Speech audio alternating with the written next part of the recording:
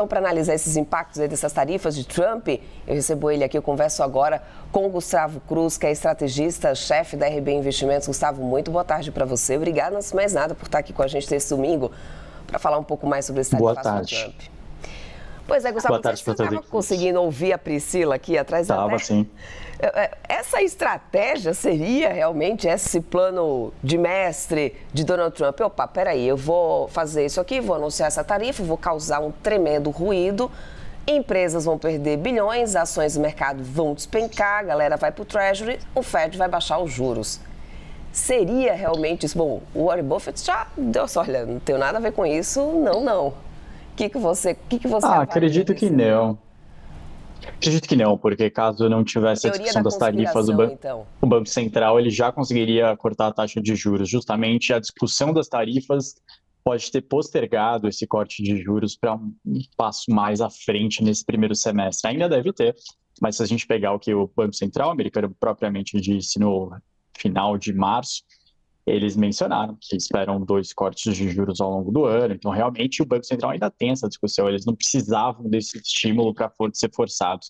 A dúvida na cabeça de alguns é justamente se isso não vai provocar uma aceleração de preço muito rápida e eles deveriam aguardar mais indicadores, mais tempo para ver o que vai ficar, o que vai ser voltado atrás, para aí sim decidir o que é melhor. Mas não acho que o Trump fez isso de forma intencional, né? Ou poderia ser também uma tentativa do governo, né, de justificar a percepção tão negativa para essas tarifas, diante de uma resposta tão ruim que a gente teve no mercado no final dessa semana, empresas perdendo bilhões. Poderia apenas agora ser uma tentativa também do governo de justificar, olha, é uma estratégia porque eu quero baixar juros?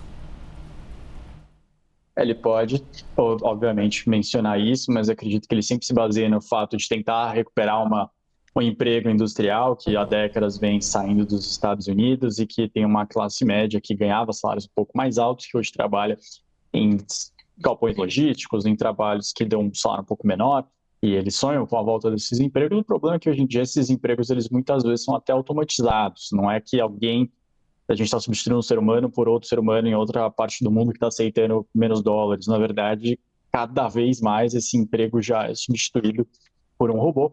Por mais que essas empresas até estejam anunciando investimento nos Estados Unidos, eu acho que dificilmente a gente vai ver uma grande massa muito feliz com essa volta, porque ela não vai ser empregada. Acho que os empregos mudaram e essa transição provocou alguns machucados, como várias transições na história econômica provocaram, e isso desagradou.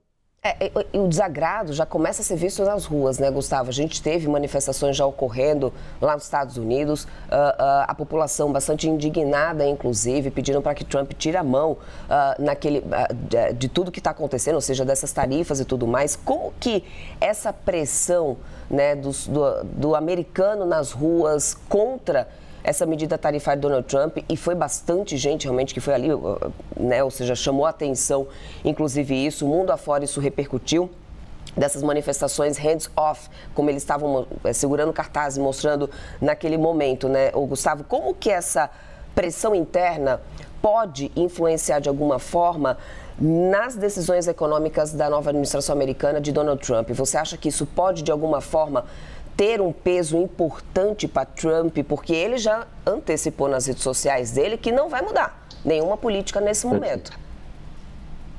Tem peso, sim. A gente teve um senador do partido dele, republicano, mencionando que ele observa com muito medo essa alta disseminada de tarifas, porque no século passado foi feito algo parecido e o partido republicano ficou 16 anos sem chegar ao poder, e ele tem esse receio, porque os senadores, os deputados e outras disputas eleitorais envolvendo o partido, elas estão acontecendo ao longo do ano, ao longo dos próximos anos, e se os resultados começarem a ser muito negativos, com a população indo às ruas, a população votando no Partido Democrata, os políticos vão reagir.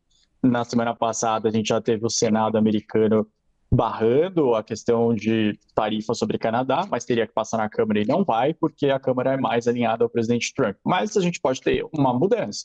Se a população começar a rejeitar muito, se ela sentir bastante os preços no dia a dia dela, os políticos vão traduzir isso e tentar bloquear algumas das medidas econômicas do Trump. Eu acredito que seria esse o canal de transmissão ao longo dos próximos anos para se observar. Uhum. Inclusive, nessa manifestação, a Priscila Asbeck, ela acompanhou de perto, conversou com manifestantes e ouvindo alguns manifestantes, ele chegava a dizer, olha, eu não vou ter condições de pagar por essas tarifas, né? Porque os preços vão ficar mais caros, a gente não tem condições de pagar por isso. E é justamente essa uma das principais preocupações nesse momento, é do quanto que a população americana, no curto prazo, já vai ser tão penalizada. Pensando nisso, também muitos grandes bancos já estão revendo as projeções de uma recessão, Gustavo. Nesse momento, as previsões e o risco de uma recessão aumentou, mas eu queria entender do seu ponto de vista do quanto que a gente está mais próximo disso ser realmente concretizado, porque o cenário da economia agora americana muda, né, com esse tarifaço de Trump. Recessão, eu lembro que inclusive o próprio Jeremy Powell já falou em algumas vezes, risco de recessão sempre existe em qualquer lugar, mas nesse momento deixa de ser somente um risco calculado para começar a ser algo mais provável do que pode acontecer nos Estados Unidos com essa medida de Trump se ele não voltar atrás? Eu acredito que acredito que sim, e a palavra-chave é 12 meses, né? Quando a gente vê os bancos aumentando a probabilidade de recessão, não é que eles estão falando de 2025 exatamente, tá? Muitas coisas podem acontecer ruins, mas isso teria um espaço ainda para acontecer. Desde a eleição do Trump em novembro do ano passado, vários empresários já falavam com a mídia, mencionando, olha, a gente está bem preocupado com essas tarifas que estão vindo. Nossa estratégia está sendo ligar lá para os nossos fornecedores no Sudeste Asiático e tentar antecipar o máximo de estoque para correr pelo menos 2025 nas idas e vindas bem.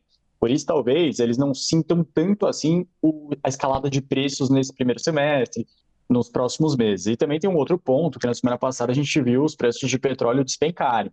E não é igual aqui no Brasil, que a gente precisa de uma decisão da Petrobras para ver realmente na bomba ficar mais barato o nosso combustível. Nos Estados Unidos, semana que vem já vai estar mais barato.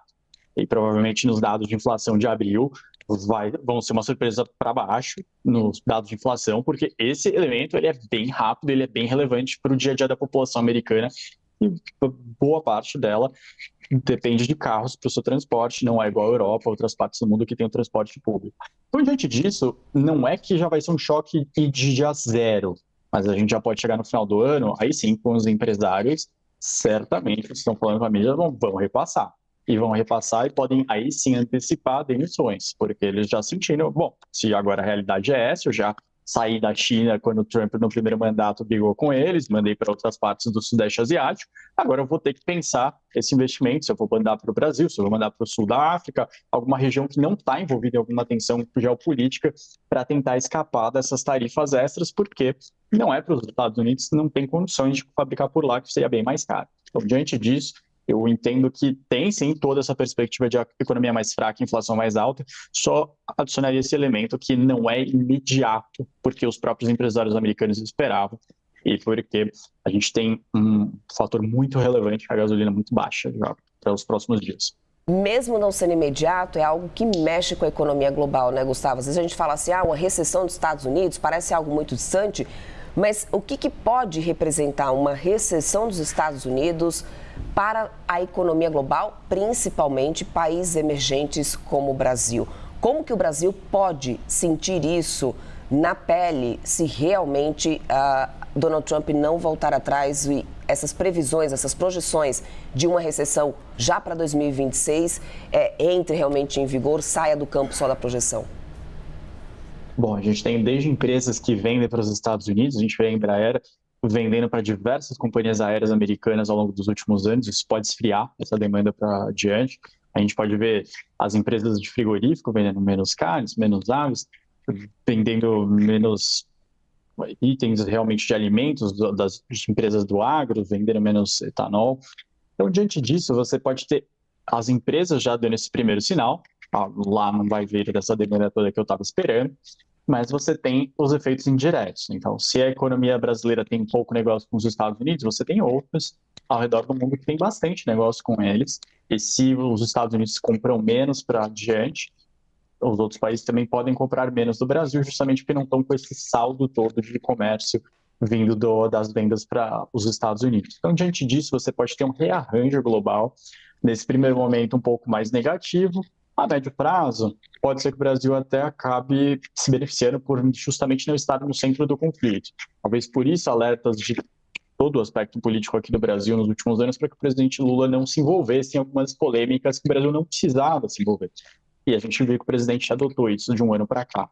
Então, diante disso, o Brasil precisa realmente olhar para países que ainda não fazem comércio com a gente, como foi a visita ao Japão, ao Vietnã, e continuar essa agenda que a gente viu o presidente Temer fazendo, o presidente Bolsonaro fazendo, o presidente Lula fazendo. Tem muito mercado para abrir e realmente garantir tantos compradores novos quanto se mostrar como parceiro comercial para outras regiões. Perfeito. Gustavo, quero muito agradecer a tua participação aqui conosco. Conversamos com o Gustavo Cruz, estrategista-chefe da RB Investimentos. Muito obrigado. Um ótimo restinho de domingo aí para você, Gustavo. Para vocês também. Boa semana, gente.